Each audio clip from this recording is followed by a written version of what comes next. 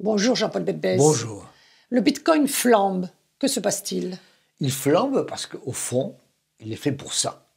Il est fait pour monter, descendre, flamber, s'effondrer. Bitcoin ne mérite pas son nom. Bitcoin, bit of coin, morceau de pièce de monnaie, n'est pas une monnaie du tout.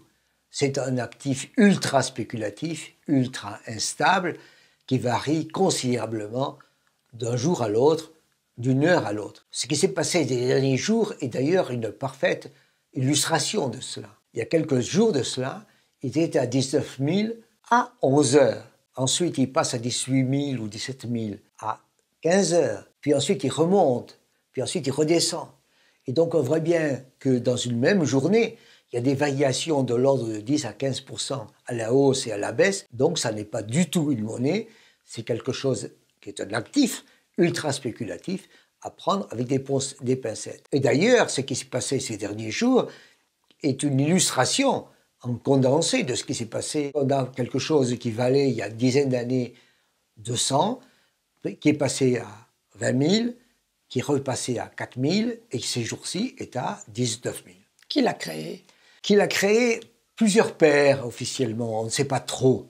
C'est un secret. En tout cas, ce sont des mathématiciens, évidemment. Ce sont des informaticiens, évidemment. Ce sont des gens qui ont fabriqué quelque chose qui est prévu pour être secret. C'est-à-dire que j'achète un bitcoin, je vends un bitcoin, et entre l'acheteur et le vendeur, il y a un lien entre les deux, mais personne d'autre que l'acheteur et le vendeur n'est au courant. Et donc, on a bien quelque chose qui est hyper sûr entre l'acheteur et le vendeur, mais personne d'autre, c'est-à-dire la police, c'est-à-dire les banques centrales, c'est-à-dire le fisc, ne savent rien. Donc on a quelque chose qui est très bon entre deux personnes, mais qui est problématique vis-à-vis des autres. À qui est-il surtout utile? Il est surtout utile, on a dit, à la mafia, au crime, à toute une série à la drogue, à toute une série de personnes qui veulent faire des transactions sans que, évidemment, le fisc le sache, sans que, évidemment, la banque centrale le sache, et surtout, le dollar soit au courant. Donc, on a quelque chose qui est, évidemment, hors police, hors règles, hors loi. Ça, c'est le côté obscur.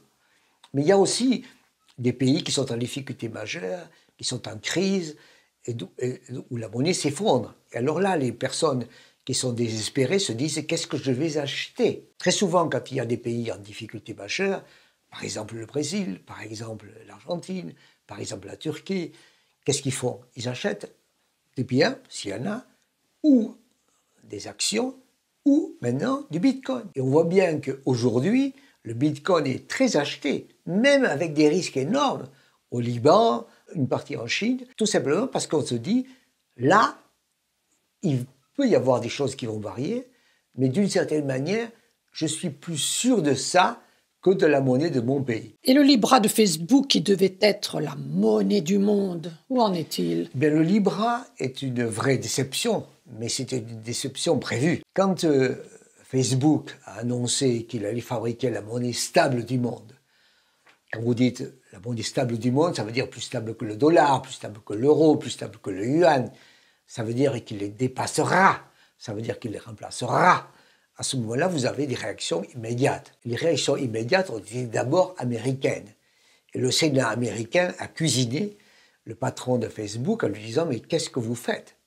Et le patron de Facebook a bien compris qu'il ne fallait pas essayer de se mêler de ça et d'essayer de fabriquer quelque chose qui soit plus stable que le dollar, parce qu'il n'y a pas mieux que le dollar, disent évidemment les Américains. Donc on voit bien que le Libra, qui se voulait une monnaie stable du monde, ne peut plus être une monnaie stable du monde, et qu'il essaie maintenant d'être une monnaie stable pays par pays.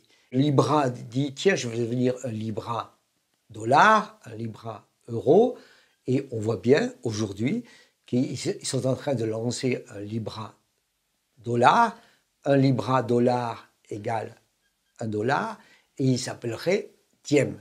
Bientôt, on aura un Libra euro, et le Libra euro s'appellera quelque chose, mais ce sera stabilisé. Autrement dit, l'idée de la monnaie... Il sert beaucoup aux GAFA. D'une certaine manière, oui. C'est-à-dire que la monnaie stable du monde va disparaître, il va y avoir des monnaies nationales qui vont être utilisées comme moyen de transaction pour les GAFA, fondamentalement pour la monnaie Facebook et pour la monnaie Amazon. Ça va être donc de la e-monnaie pour les e-commerce, pour les e-producteurs, pour les e-inventeurs.